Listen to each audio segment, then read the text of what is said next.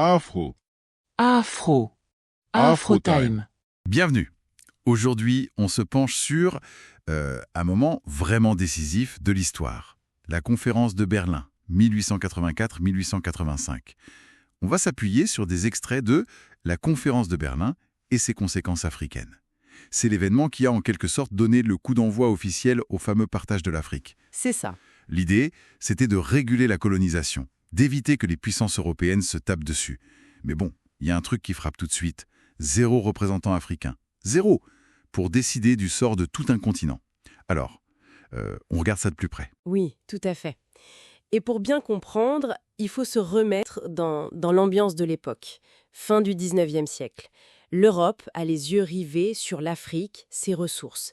Les rivalités coloniales elles sont à leur comble. C'est Bismarck, le chancelier allemand, qui lance l'idée de cette conférence. 14 pays autour de la table. Les grands, Allemagne, France, Royaume-Uni, Belgique, Portugal, et même les États-Unis, on l'oublie souvent.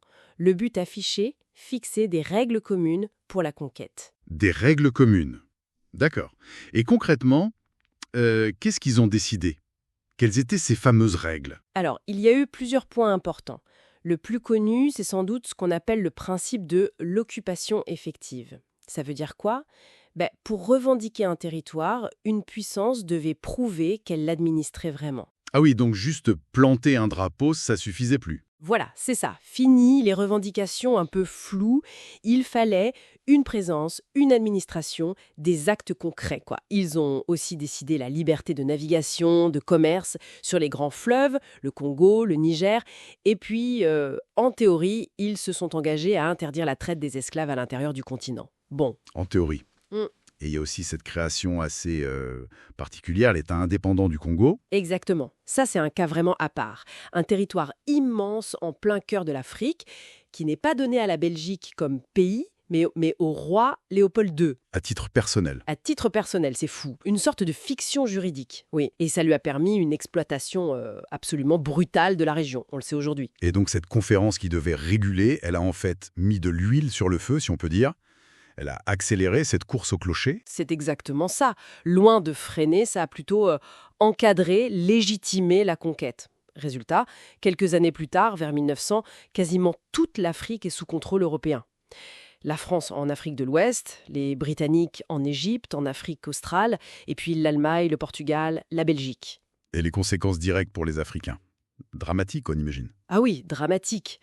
Ces frontières tracées à la règle souvent sur des cartes à Berlin, sans aucune connaissance du terrain ni des populations. Ça a coupé des peuples en deux, séparé des communautés qui vivaient ensemble depuis des siècles. Ça a été le début d'une exploitation systématique, de violence, la perte totale de souveraineté, un colonialisme vraiment institutionnalisé. Et c'est là, justement, que le texte qu'on analyse apporte une perspective, disons, assez critique, voire provocatrice.